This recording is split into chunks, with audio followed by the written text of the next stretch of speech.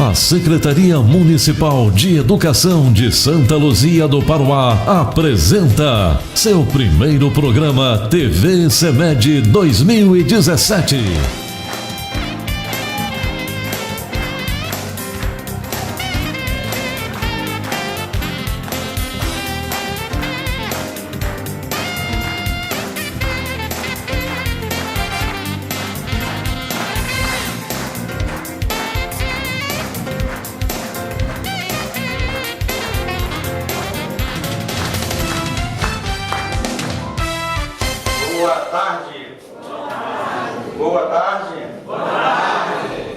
Boa tarde, pode ficar à vontade, a gente pode sentar. Boa tarde, telespectadores. Estamos aqui hoje iniciando a nossa TV CEMED. Abertura em grande estilo aí hoje. Sintam-se todos, sejam todos bem-vindos, sintam-se acolhidos. E na nossa programação de hoje, nós vamos estar apresentando algo que é primordial, falando sobre uma profissão que é uma das mais belas que existe, mas também uma das mais difíceis hoje de estarmos realizando, que é a missão de ser professor. Ser professor nada mais é do que uma vocação. Ser professor nada mais é do que uma missão. Então, missão essa que foi confiada a muitos e que tem contribuído para o desenvolvimento do nosso município. E hoje vamos estar aqui com alguns convidados especiais e vamos estar conversando, discutindo um pouquinho sobre a educação. Qual é o papel desse educador, as suas dificuldades, o avanço que nós já tivemos na educação do nosso município e o que precisamos fazer para melhorarmos ainda mais. Então, sejam mais uma vez bem-vindos e vamos iniciar o nosso primeiro programa da TV CEMED.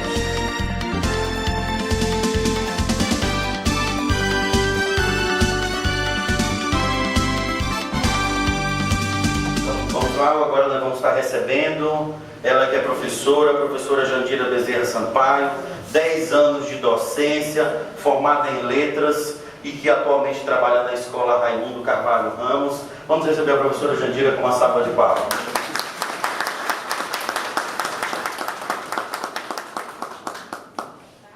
Bem-vinda, professora. Pode ficar à vontade. Professora Jandira, a senhora já está aí exercendo a missão da docência há 10 anos. Professora Jandira, para a senhora ser professora hoje, o que é ser professor? Bom, em primeiro lugar, gostaria de agradecer o convite, o primeiro programa. Eu fiquei muito feliz em participar desse programa. Eu trabalho em 2 municípios, Nova Olinda e Santa Luzia do Paruá. Vou falar um pouco da minha experiência mais no município de Nova Olinda, o qual eu tenho mais anos de trabalho. E ser professor hoje, para mim, claro que tem várias dificuldades, mas eu gosto muito dessa profissão qual eu escolhi. Tento fazer o melhor dentro das minhas possibilidades. Muito bem, professora. Professora Jandira, a senhora disse, foi colocado, trabalho em 12 municípios. A gente sabe que a realidade hoje do professor no país, para que ele tenha uma vida de subsistência básica das suas necessidades, da sua família, ele precisa fazer, no caso que a senhora trabalhar em 12 municípios. A senhora vê dessa forma que há um rendimento por parte dos alunos na captação, onde o professor tem que trabalhar num turno no município, faz uma correria grande para chegar a outro município. Será que a senhora consegue assimilar esse conteúdo e realizar ainda um bom trabalho com os alunos? Olha, professor, eu tento muito, só que exatamente tem muitas dificuldades, porque a gente tem que correr muito. Esse excesso de trabalho, qual nós passamos, porque trabalho em 2 municípios, quando é à noite, ainda temos que corrigir essas atividades, preparar a aula para o outro dia, então é muito difícil, E a gente tenta fazer com que esse aluno aprenda alguma coisa. Então o professor acaba trabalhando mesmo os 3 turnos, Com certeza, não tem como. Você acaba trabalhando os 3 turnos, porque você tem que preparar uma nova aula, uma dinâmica, você tem que estar sempre se mobilizando para fazer alguma coisa na sala de aula. Então, professora, nós temos um painel aqui, que é chamado painel das dificuldades. Dificuldades são encontradas pelo professor através de uma pesquisa realizada pela nossa equipe. Chegamos a esses 12 pontos que foram elencados pelos professores. Numa entrevista de 1000 professores, nós elencamos, fizemos a tabulação dos dados, chegamos a essa conclusão dessas 12 dificuldades. Então a senhora pode escolher dentre os 12 um número que vai ser aberto e nós vamos estar discorrendo sobre ele. Número 2 pode ser? Número 2. Dificuldades de aprendizagem. A gente sabe que tem se discutido muito essa questão sobre a dificuldade de aprendizagem e que há uma preocupação muito grande por parte dos grandes pensadores da educação, por parte do governo federal, governos estaduais e municipais, se trabalhar políticas educacionais que venham de uma certa forma, fazer uma intervenção para que a gente possa estar facilitando o aprendizado dos nossos alunos. Como que a senhora tem visto dentro da sua sala de aula essa dificuldade de aprendizagem por parte do aluno? O que a senhora tem feito para superar essas dificuldades? Bom, a dificuldade de aprendizagem, né, na minha opinião, existem vários fatores. Principalmente, eu trabalho em escola, né, que é de bairro carente. Existe a família desestruturada, essa criança que às vezes não tem o que comer em sua casa, vem para a escola e às vezes a escola não oferece uma merenda adequada, tá? E o professor tem que fazer, né, eu não sei nem a mágica que o professor tem que fazer para conseguir que esse aluno aprenda durante o ano. E às vezes essa mesma família não nos apoia, sabe? A gente às vezes até procura técnicas diferentes, mas como colocar uma técnica diferente numa criança que passa fome, que tem uma família desestruturada e a escola não oferece essa merenda adequada para esse aluno? E a sala ainda tem 30 alunos, então é muito complicado. Mas, professor, como eu disse para você, eu gosto da profissão que eu escolhi. Então, das minhas possibilidades, eu tento fazer alguma coisa. Certo. Então vamos para a participação agora da nossa plateia. Nós estamos aqui com o professor Fábio, professor do Estado, e eu vou estar me direcionando a ele para saber o que ele está, porque ele é de um outro Estado, né? Está aqui no nosso município como professor de geografia. Então, eu gostaria de saber de você o que o senhor está achando da dificuldade de aprendizagem dos alunos do nosso município.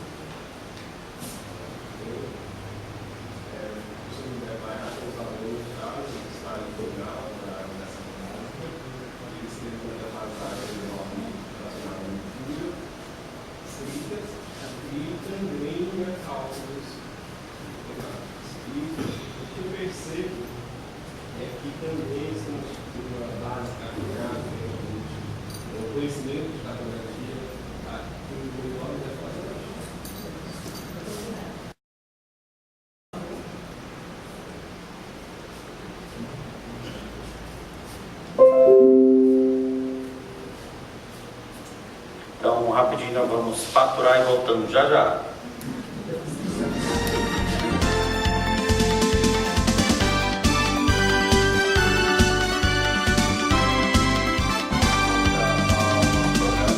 TV CEMED, voltamos com a professora Jandira, nossa entrevistada de hoje no primeiro momento, que está falando sobre dificuldades de aprendizagem. Professora Jandira, a senhora pode escolher mais um número. Número 4. Número 4.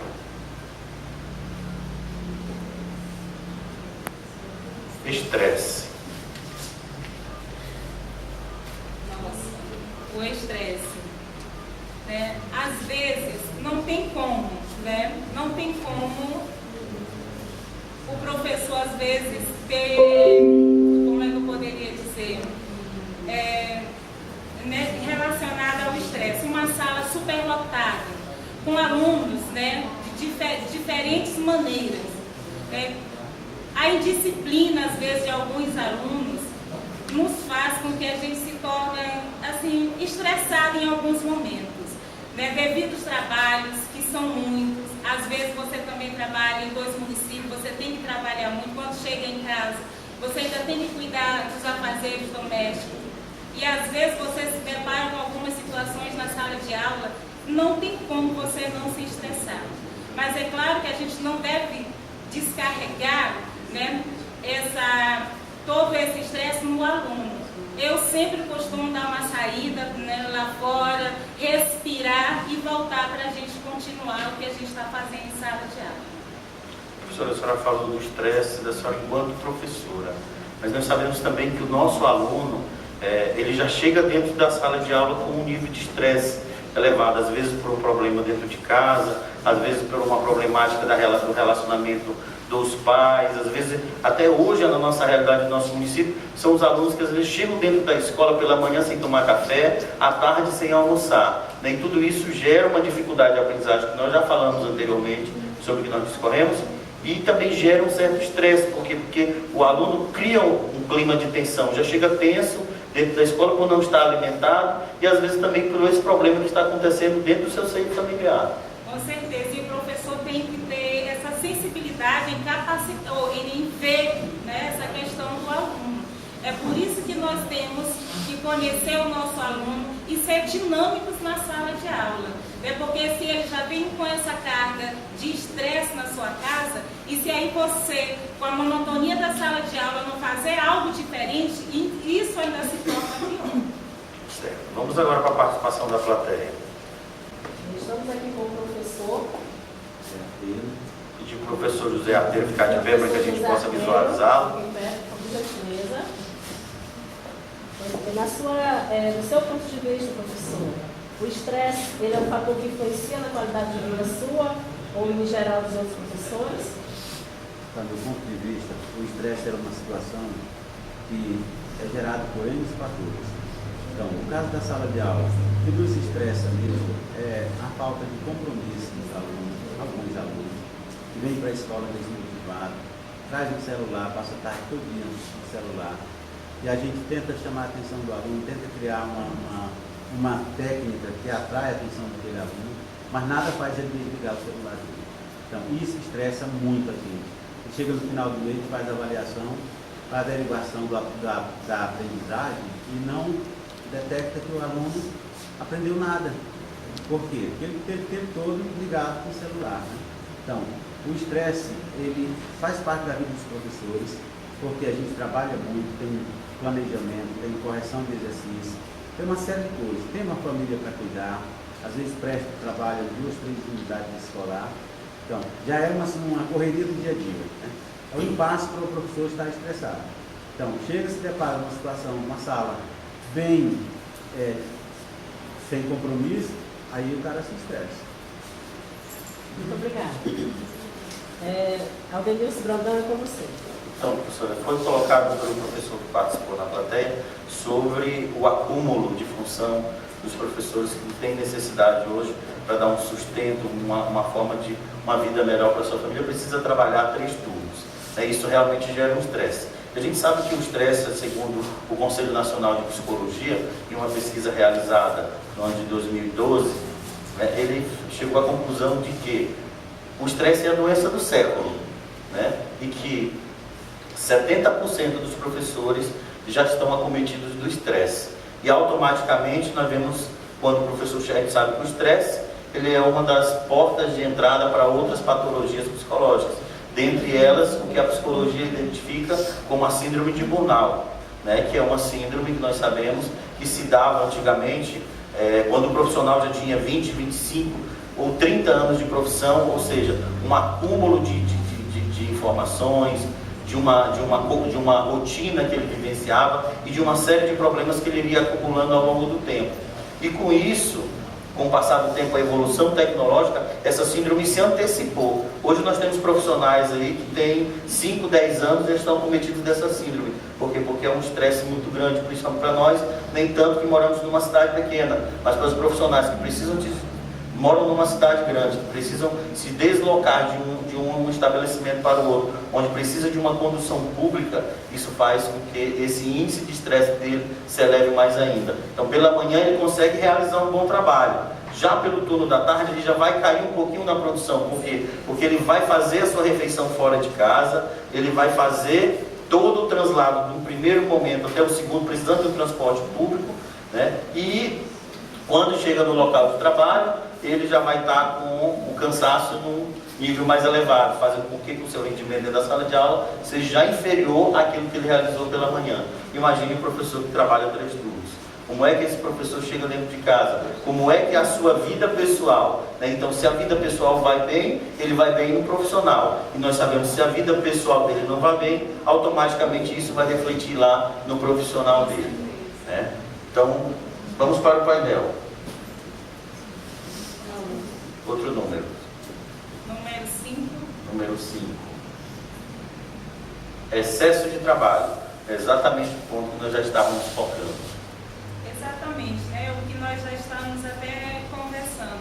E eu me lembrei também que dentro desse estresse, né, com o assunto anterior, na minha cidade, né, além de acontecer todos esses fatores numa sala de aula, o professor ainda foi obrigado a ficar 3 meses, 4 meses sem receber salário. E aí é que esse estresse, com certeza, ele aumenta. Porque nós temos que trabalhar. A criança, ela não é culpada. Né? E aí nós temos que estar lá, estar sorrindo, né? Estar sorrindo, fazendo o seu trabalho, desenvolvendo o seu trabalho, mas a sua vida pessoal está afetada, porque você passou 4 meses sem receber o salário. E isso quer dizer que o professor não precisa vestir, não precisa um remédio, não precisa comer. Então, são vários fatores. Aí a gente observa pela imagem, né? Imagem lá, por favor.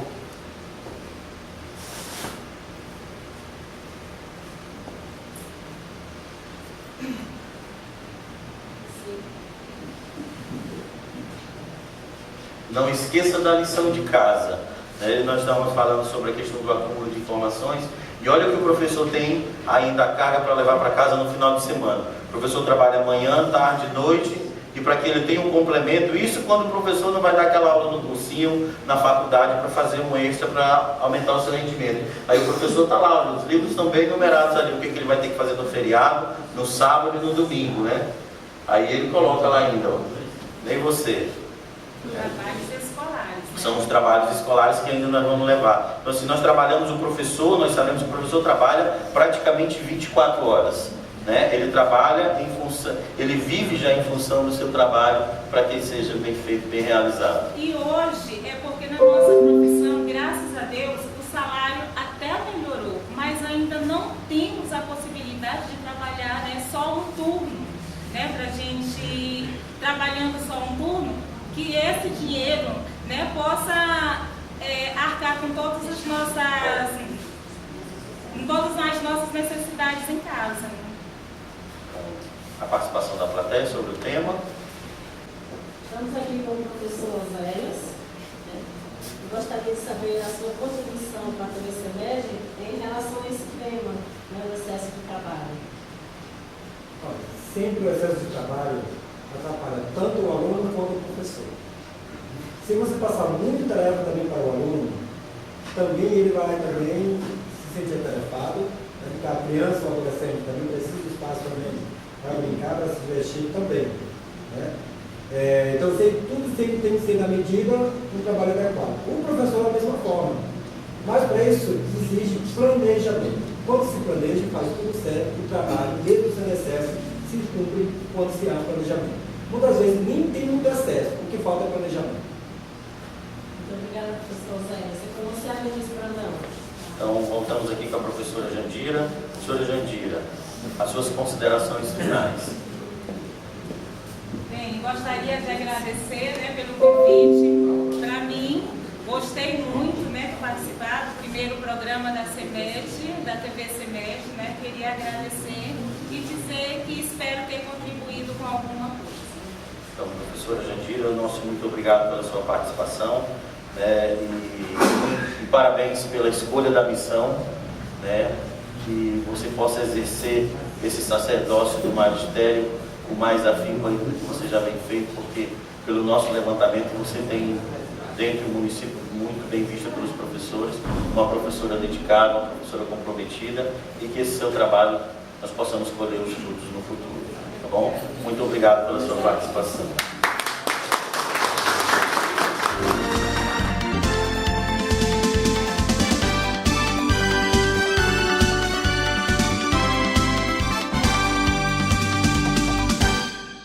Bem, estamos de volta com a nossa segunda parte do nosso programa, o Momento do Professor, direto da TV CEMED. E nesse momento nós vamos estar chamando a professora Esté Cândido de Oliveira, né, que ela tem 20 anos de docência, ela é formada em pedagogia, especialista em gestão escolar e psicopedagogia, e que hoje está atualmente atuando na sala de aula na Escola Benedita Ayub. Uma salva de palmas para professor Esté, no seu currículo nós vimos aí que ele já tem uma certa experiência na área da docência, né, e com certeza tem muito a contribuir, principalmente por as pessoas que estão escolhendo hoje essa missão, né?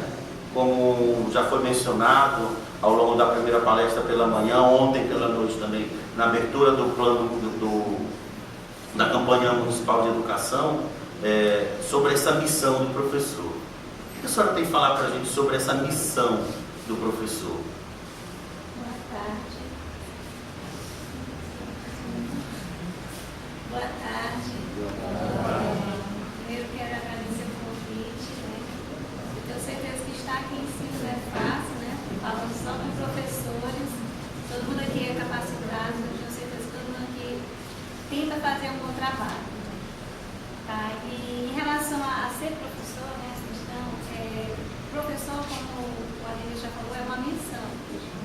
E ser professor, tá, já está se doar com amor. Para a gente fazer um bom trabalho na nossa profissão, se a gente não tiver amor à nossa profissão, a gente não consegue. Porque a dificuldade a gente vai encontrar todos os dias. Tá? A dificuldade da nossa casa, a dificuldade do nosso trabalho. Então, se a gente não tiver amor mesmo pela profissão, é bom que a gente procure outro, porque só há sucesso se a gente tentar fazer o nosso trabalho com amor. Então, professor Esté, a senhora tocou no ponto-chave, onde Paulo Freire já vai falar sobre a pedagogia do amor, né? E todos nós, professores, enfatizamos muito e tentamos buscar esse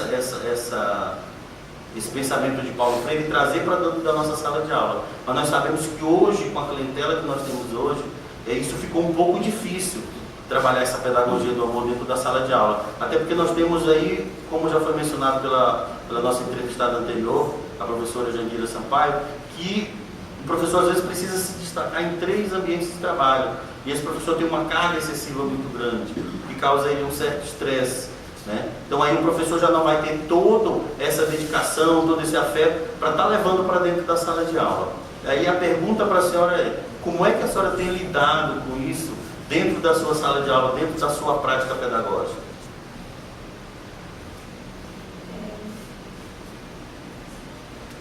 Eu também, como uma professora anterior, eu também trabalho em mais de um município, tá? E eu tenho me desdobrado para poder tentar fazer um bom trabalho.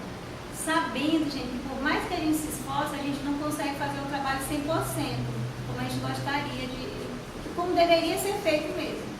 Com essa questão da gente dessa correria, da gente ter que trabalhar em mais de um município, para poder dar pelo menos o básico para a nossa família. Isso já é o primeiro ponto negativo do professor, que infelizmente a gente precisa trabalhar em mais de um turno para a gente conseguir dar só o básico para a nossa família. Não é nem o que a gente gostaria que eles tivessem. Tá? Mas uma coisa que é importante é a gente se planejar. Se você conseguir fazer o planejamento, como o professor Zé falou, que às vezes até tempo você tem professor que só trabalha na escola, só trabalha um turno, mesmo assim não consegue fazer um bom trabalho porque ele não se planeja. E a gente fala em formação, por que é importante uma formação? Porque na formação a gente vai discutir o que a gente está insatisfeito na sala de aula. E eu vejo diversos professores falarem o seguinte: isso aí, formação é só uma besteira.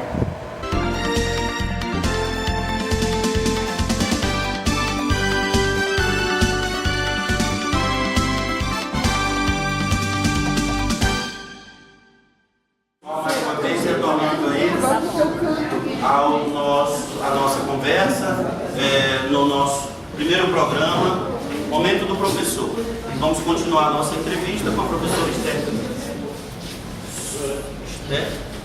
Cândido, né, que está falando conosco sobre as dificuldades de aprendizagem. Tá? Então nós vamos, só retomando alguns dos tópicos, a plateia pediu para que nós retornássemos alguns tópicos e a nossa repórter vai diretamente com a plateia para participação.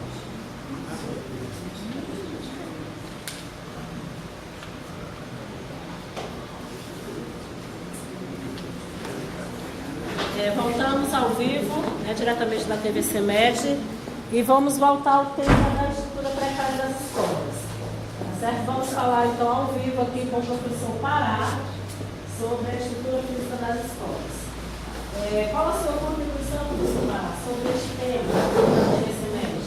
Seja bem-vindo. Eu diria minha contribuição, né? Eu que eu assisti na reportagem da TV Mirante, no interior de Cibacabal, e lá onde a estrutura é mais precária. Para mim é uma das principais itens para a educação. Onde os casebres são cobertos de palha, tapados até o meio de barro, né?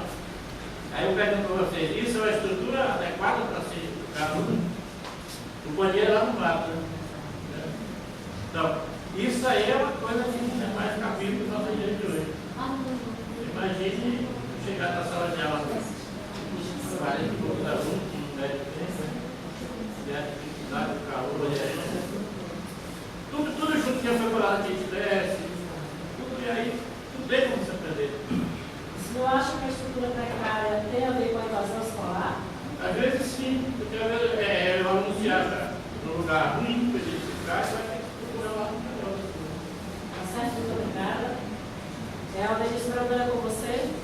Tem mais um professor aqui que quer participar do debate sobre a estrutura precária das escolas. Qual é o seu nome, professor? Pode ficar de pé, por gentileza.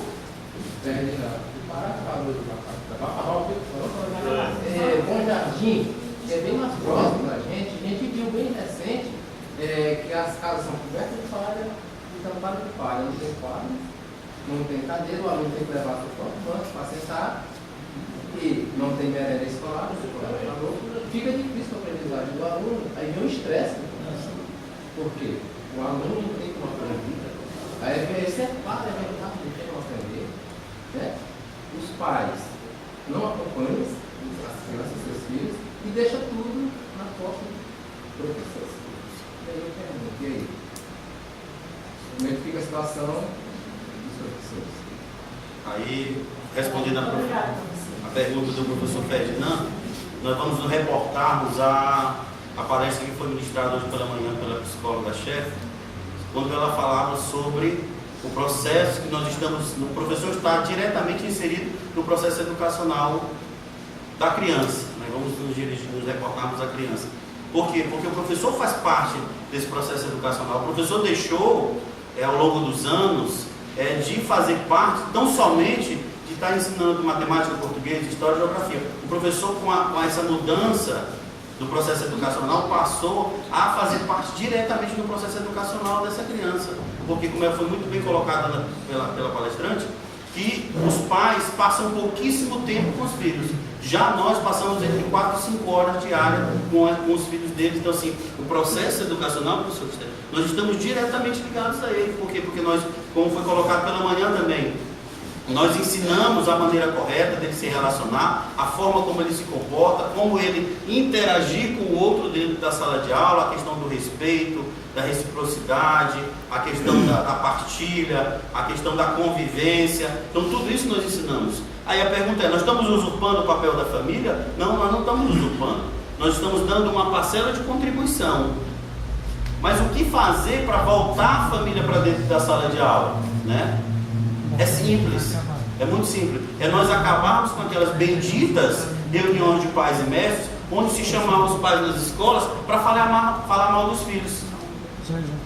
E nós, enquanto pais, se nós pararmos para analisar, nós não gostamos, né? Porque daí entre o instinto, sai o instinto profissional professor e entre o instinto paterno e o instinto materno. O cara me chamou para falar mal do meu filho, né? Então, a partir do momento que nós fazemos uma formação para a família, resgatando o papel da família no processo educacional, ao invés de chamarmos ele para aquelas benditas reuniões de pais e mestres, onde é uma verdadeira ladainha, porque se tornou uma ladainha porque é repetida em todas as reuniões, em todas as escolas, em todos os municípios, a mesma coisa. Nós precisamos fazer com que os pais se sintam bem dentro do ambiente escolar, para que a partir do momento que ele se sentir bem, ele comece a participar, porque a partir do momento que você é bem acolhido, né, professor, no ambiente automaticamente você vai voltar, né?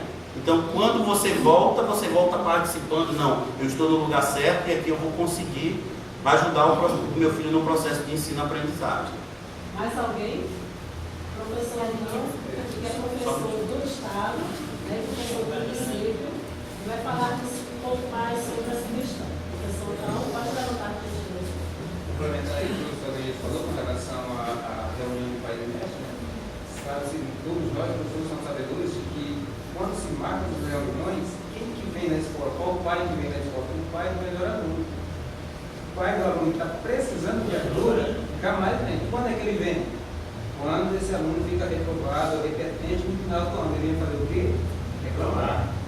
Tá certo? Ele só vem reclamar, ele jamais vem saber como foi feito durante aquele período, aquele ano letivo. Ele vem no final do ano somente reclamar. Faz essa bendita reunião que o professor falou, o que acontece? Vem somente os pais dos melhores alunos, que não temos nada de comentar deles, nada de graça. Na nossa disciplina, no nosso conteúdo a ser trabalhado, mas que também nós possamos estar ensinando, né, professor, os nossos alunos a serem bons cidadãos, que cuide da escola como se fosse a casa deles, porque a escola passa, a partir do momento que ele começa a frequentar a escola passa a ser sua segunda casa, né? Às vezes ele se recusa a ir ao uso do banheiro, porque o banheiro está sujo, mas quem sujou o banheiro? É o aluno. E somos conhecedores dessa problemática, e também temos o conhecimento de que, quando há um ambiente adequado, automaticamente o rendimento vai ser melhor. O aluno vai aprender mais e de uma forma mais agradável. O exemplo é bem claro disso. Se o nosso auditório hoje não tivesse preparado para vocês, climatizado, com ventiladores, uma cadeira confortável, automaticamente alguém já estava tentando, né, se levantando, se mexendo, para ir. Assim a nossa clientela encontra dentro da sala de aula. Quando ele encontra uma sala de aula com uma estrutura física adequada, automaticamente o seu rendimento vai ser maior. Agora, quando ele encontra umas carteiras de ruins, onde não tem o braço, onde a mesa não tem um tampão, ele já vai ter uma certa dificuldade no seu processo de ensino-aprendizagem, assim como o professor também vai ter uma dificuldade no seu processo de repassar esse conhecimento, de partilhar esse conhecimento com esse aluno. Tá bom? Então nós vamos agora com um link direto para a nossa plateia, que irá também participar sobre essa temática que foi discutida. Alguém na plateia para falar sobre dificuldades?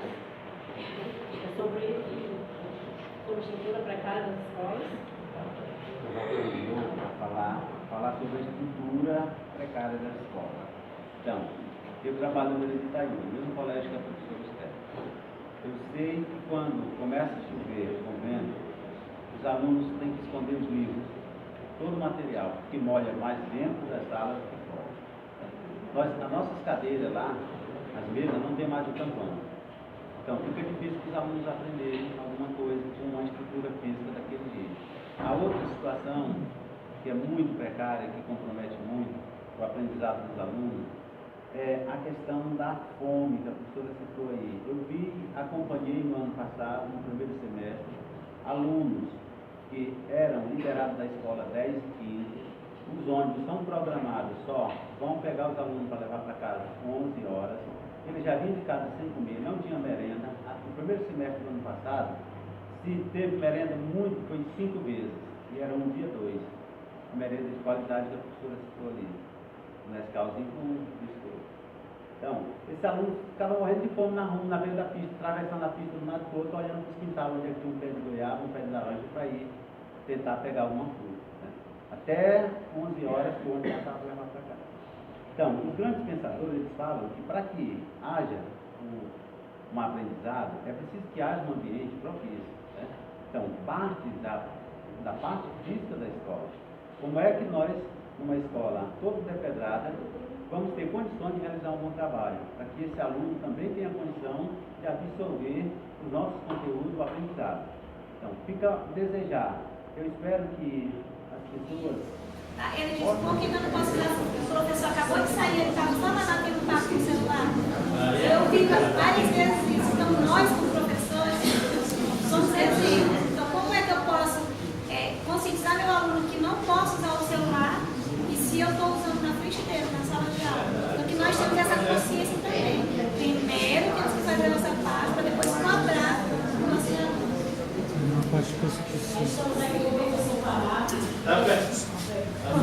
A pergunta é, usar celular, quando na hora que mais a gente precisa dele, que é para fazer um concurso público, vestibular, a primeira coisa que chega lá, o cara com a sacolinha, bota teus bagulhos tudo aqui dentro e bota debaixo da cadeira. E aí? Como é que fica esse negócio? Para que usar ele se na hora que a gente precisa não pode?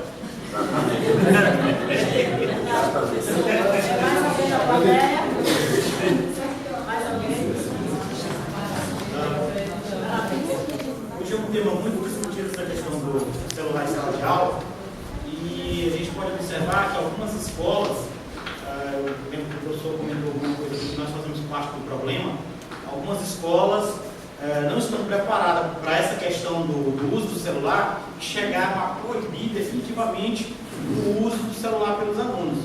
E muitas das vezes nós, professores, não estamos preparados para manusear o celular com o aluno na hora do processo de uma pesquisa. O professor está falando aí fez um comentário na questão do vestibular. Realmente isso é proibido, quando mais precisa do celular para fazer pesquisa, isso é proibido. Mas isso é um caso à parte. Mas dentro da sala de aula, o professor tem que ponderar essas questões relacionadas ao celular. Nem sempre ele tem que proibir o aluno de usar o celular. O professor está dando aula de ciências no 9º ano, então ele precisa fazer uma pesquisa e ele condiciona o aluno, olha, pesquisa sobre o assunto tal, e aí o aluno vai pesquisar. Mas ele também tem que fiscalizar. Terminou a pesquisa, ele só fecha a página. Mas ele deixa a página lá e o aluno não acha o restante da matéria interessante e vai para as redes sociais. Então eu acho que, em primeiro lugar, o professor tem que estar preparado para essa realidade. E aí nós estamos lidando com uma situação da qual nós não estamos ainda preparados para trabalhar com o aluno e a única forma que encontramos é de proibir o aluno do uso do celular numa pesquisa. Até mesmo porque a gente precisa do processo de internet nas escolas para poder ter uma aula mais dinâmica. Nós falamos de aula dinâmica, de assuntos que possam chamar e deixar o aluno mais concentrado em sala de aula. Então, o que eu vejo é que o professor, primeiro, ele precisa ter um treinamento, saber como é que ele vai lidar com a questão do celular. Alunos chegaram com 20 alunos na sala, 10 têm celulares. Já tem que logo estabelecer as regras. Professor. Então, voltamos aqui para o professor. A questão do planejamento, né? A gente não está nem falando de tirar o celular do aluno de vez, mas que a gente haja um planejamento. Se o professor vai utilizar esse celular na aula, que ele avise a escola, né? Que os alunos tragam justamente naquela aula. Porque se o professor se planejar antes, ele vai saber se ele vai precisar usar o celular na aula dele ou não. Então, que há essa preocupação do professor avisar a direção da escola, né, que na aula vou usar o celular amanhã, então o aluno já vai saber, naquela aula ele vai poder usar o. Então, gente, nós vamos fazer aqui o encerramento da nossa entrevista com a professora Esther. Nós temos mais duas convidadas ainda que vão estar fazendo parte ainda do nosso programa. Então, professora Esther, as suas considerações finais. Ser professor, né, a gente já sabe que não é uma tarefa fácil, né? Mas nós já estamos no bom caminho, né? Que nós já estamos discutindo os problemas, né? E eu tenho certeza que nós estamos discutindo os problemas porque nós queremos resolver, tá? Então que a gente possa, não só nessa formação, mas em todas as formações que a gente participar, que a gente aprenda alguma coisa que a gente coloque em prática lá na nossa escola. Mas estão mais precisando os nossos alunos. Nós criamos um ano de sucesso, né? E bom trabalho para todos, né? Durante esse ano de 2017. Obrigado pela sua presença aqui no nosso programa. Sua contribuição, com certeza, e a sua experiência vai levar para cada um de nós a nossa prática educacional. Então, muito obrigado pela sua participação. Vamos para os comerciais.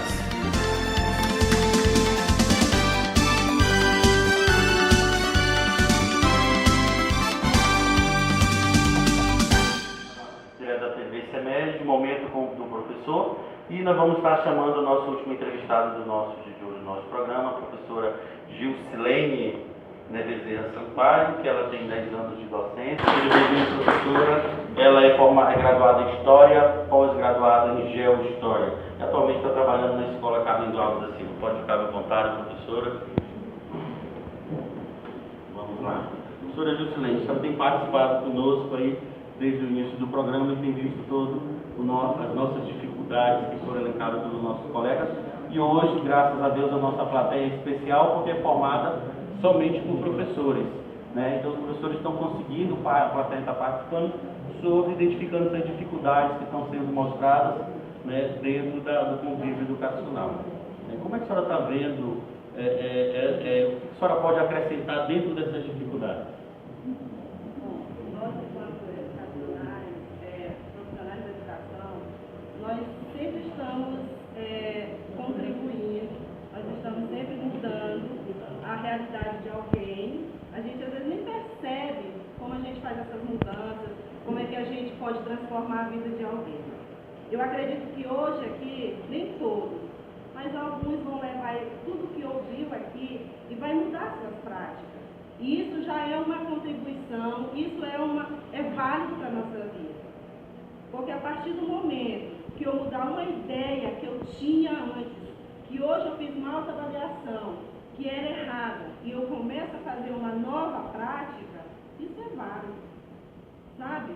Nós precisamos, às vezes, de mais encontros para que a gente possa se encontrar também na nossa profissão.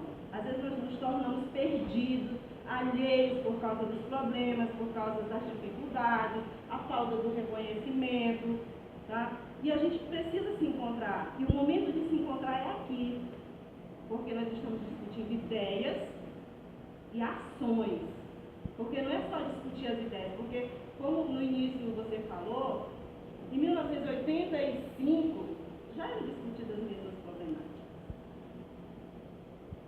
Como nós precisamos da ação. Eu gosto de dar uns exemplos assim mais realistas. Se eu chegar, tropeçar e eu ficar ali caída, algumas pessoas vão passar. E eu pedir ajuda, chega uma pessoa de um lado, do outro, eu vou me levantar com dificuldade, mas com a ajuda deles eu vou me levantar mais rápido. Se eu continuar ali sozinha, eu posso me levantar, mas eu vou ter mais dificuldade. Assim também somos nós na educação. Nós precisamos de um braço amigo aqui, de um ombro amigo ali, para que a gente possa fazer essas ações. Porque a ação sozinha de muitos professores não é. Vou pedir para a nossa plateia aí permanecer um minutinho, por favor. Que a gente venha a ter novas práticas, ter atitudes diferentes no nosso trabalho, no dia a dia, e que nós precisamos olhar um para o outro, os colegas, porque às vezes o meu colega do lado está passando por uma dificuldade, um problema, às vezes pessoal, que está interferindo no trabalho dele, e eu não me coloco no lugar dele, não dou meu compromisso para ele, que eu possa ajudá-lo também de alguma forma. Nós não podemos deixar de lembrar daquela corrente que foi feita pela manhã. Essa corrente, a corrente positiva que está com o meu colega, pode passar para mim. A minha corrente positiva passa para o outro colega, para que a gente venha fazendo um trabalho. Porque o reconhecimento, quando a educação vai bem, é os professores. Se a educação vai mal, são os professores. Então, que o trabalho da professora Elizabeth, o trabalho do professor Antônio, o trabalho do professor Irene, do professor Reis, que eles somem com o meu, que nós venhamos ser reconhecidos pelo trabalho dos professores. Um reconhecimento no geral, não venhamos ser individualistas, só o meu reconhecimento profissional. O individual é bom, mas o coletivo ainda é melhor, porque o coletivo, ele reflete toda a sociedade. Não é só para uma pessoa, sabe? Quando uma escola vai bem, que ela é bem avaliada pelos pais, pela sociedade, sabe? As pessoas olham para aquela escola com o diferencial dos professores, não é o único professor. Ele pode fazer a diferença, ele sozinho pode fazer a diferença, mas se ele se juntar com outras diferenças, vai ser muito maior, todo mundo vai ter essa visibilidade. Professora Gislene, muito obrigado pela sua participação. Com certeza foi um aprendizado muito grande. A sua sensatez nas palavras, com certeza, trouxe para nós essa questão dos resgates dos valores. Com certeza é uma reflexão que nós vamos estar fazendo de hoje em diante para com os nossos filhos e nossas famílias. Muito obrigado, viu? E fique conosco para o nosso encerramento do nosso programa. Vamos aplaudir a contribuição da professora. Então, antes de encerrarmos o nosso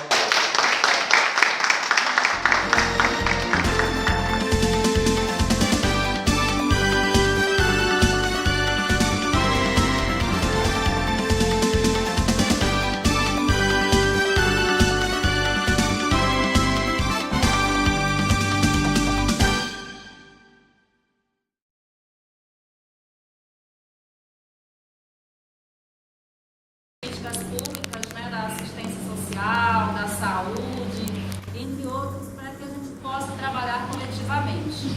Porque aproveito esse momento para dizer que a educação, ela acaba acarretando para si, tá, uma responsabilidade muito grande, tá, porque todos os problemas têm caído sobre nós, né, que representamos a educação.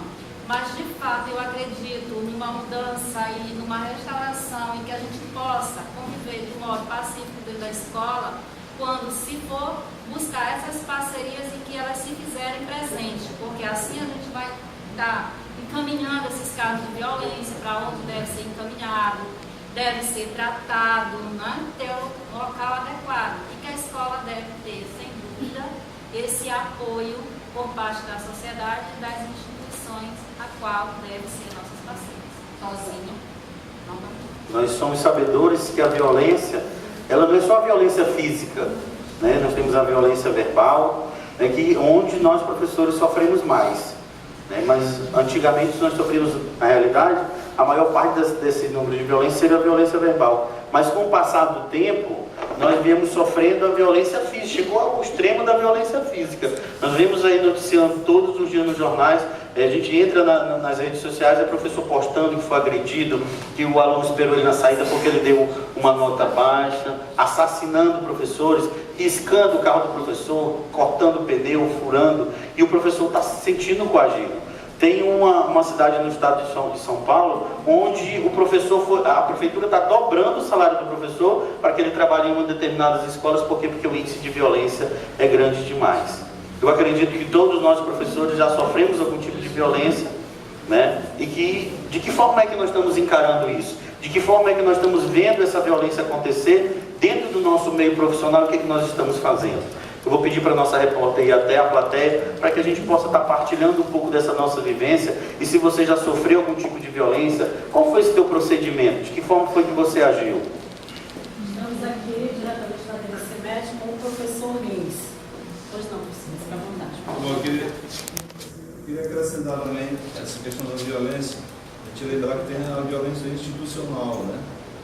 Inclusive que pode ser um dos fatores que gera a violência na escola, a violência física e tal. Quando, por exemplo, há o abandono do sistema para o sistema educacional. Eu me lembro que um ano, 2 anos atrás, a gente fazia uma campanha contra a dengue, né, que tem o pessoal da saúde, na escola, Carnaval, por exemplo, onde a escola era infestada de mosquito da dengue. Então, quer dizer, a gente fazendo uma campanha na rua, onde a nossa própria escola estava condenada a essa questão. Isso também é violência, né? A questão da desvalorização do profissional. Intelectual da sociedade. Basta isso para a gente acabar com essa falta de reconhecimento. Porque esse auto-reconhecer-se enquanto profissional da educação que somos, é que a gente vai garantir esse reconhecimento da sociedade. Muito obrigada. Obrigado a nossa presidente e a nossa produtora para se dirigir aqui à frente, para que a gente possa estar conversando mais de perto um pouquinho e participar do nosso programa ao vivo. Convidar aqui a participar com a gente aqui do nosso sofá por 2 minutinhos, só para a senhora dar uma falinha para a gente, falando sobre esse reconhecimento. Né? Estou nervosa. Está nervosa, professora? Então nós vamos passar aí para o nosso próximo tema. Professora Elizabeth, escolha o número. Número 6. Indisciplina. Legal. Disciplina. Tudo de bom, né? Quando a gente chega, os alunos estão eufóricos. Menino gritando, caderno caindo, cadeira afastada. A gente fica olhando para eles assim, com a cara de mal já. O menino vai parando a um, e aí você, dá licença, agora eu posso falar? Pode, professora. Não, eu acho que é a melhor forma do que você chegar explodindo, gritando com eles, porque quanto mais você grita, mais ele também vai gritar mais alto que você. E se você se cala, eles vão se calar, tá? Eu digo isso por experiência. Quantas e quantas vezes eu entrei na sala e eles estavam totalmente eufóricos. Menino corria, outro puxava o cabelo do outro derrubava o caderno, outro. E eu paradinha aqui, olhando para ele. Ele olhava e não falava nada. Ele foi calando, calou todo mundo. Eu disse, ótimo, agora podemos continuar, né? Pode, professor. E a partir de então, eu comecei a aula e eles ficaram calmos. Então, essa questão de disciplina, ela está presente, não tem como. Criança é criança em todos os momentos e nós, adultos, quando estamos dentro de uma sala de aula como aluno, nós também somos indisciplinados, tá? Muito disciplinados. A conversa o tempo todo, em todos os momentos. Aqui, olha, nesse momento que a gente está nesse espaço, no programa, a gente observa na plateia, né, os ruídos do microfone o tempo todo, dando microfonia, né, a respeito do fato de a gente estar ouvindo. Na palestra da manhã, você observa, em vários momentos você observava que a gente ouvia mais a fala da plateia do que da palestrante. Isso é o que, gente? Indisciplina, tá? Então, nós também somos indisciplinados. Então, nós, quanto professores das nossas salas, nós devemos buscar formas e meios de tratar essa indisciplina com os nossos alunos, sem que seja aos berros, aos gritos. Porque uma coisa eu digo a vocês, quanto mais você grita com ele, mais ele vai gritar com você, porque quer mostrar para você que ele também tem forças, tá? E que você não manda nele.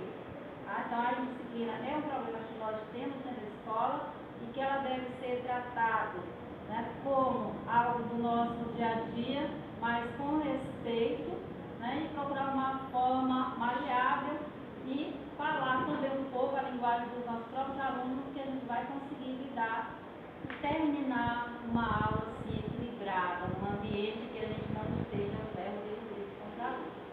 A gente pode observar, né, professora Elizabeth, que a disciplina, às vezes, partindo da criança, às vezes é um pedido de socorro. Ei, eu estou aqui, me olha, me observa, eu preciso ser escutado, eu preciso que me ouça, eu preciso falar, eu preciso ser visto.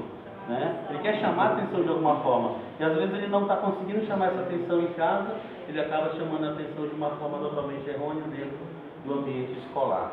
Né? Então, nesse momento, nós vamos encerrar a nossa entrevista com a professora Elizabeth, as suas considerações finais. Eu só acrescentar a respeito que às vezes o aluno é agressivo, mas assim, é só no sentido realmente, como você falou, de chamar a atenção. E no momento em que a gente dá atenção devida a ele, e que conversa, e que vê o que está acontecendo com ele torna seu aliado. Então, professora Elizabeth, nosso muito obrigado pela sua contribuição, né, com certeza que foi muito válida e que vai ajudar muito no nosso dia a dia, no nosso trabalho. Muito obrigado. Quero só deixar aqui a plateia, né, um convite, que possamos de fato nos fazer professores dentro da nossa sala de aula, que venhamos dar a nossa contribuição à medida em que nós formos cobrados, né, e a sociedade está aí para nos ver e que possamos ser os melhores, porque nós somos únicos. Ontem eu vi em vários momentos, né, o palestrante, quando ele dizia que nós somos únicos, e nós somos únicos realmente. Não existe, pode existir a Elizabeth Ferreira, Elizabeth Silva, Elizabeth, mas a Elizabeth Souza Ferraz, ela é única, tá? Só uma. A profissional Elizabeth é única, assim como cada um de vocês está dando o melhor de nós dentro das escolas e contribuindo e carregando, não é isso? É a nossa missão, não é o nosso fardo, não é a nossa cruz, é a nossa missão, que é transformar, tá? O nosso universo, o nosso município, o nosso estado está contribuindo para uma sociedade melhor, mais justa, porque é aos poucos que nós fazemos essa transformação. E é de criança em criança que nós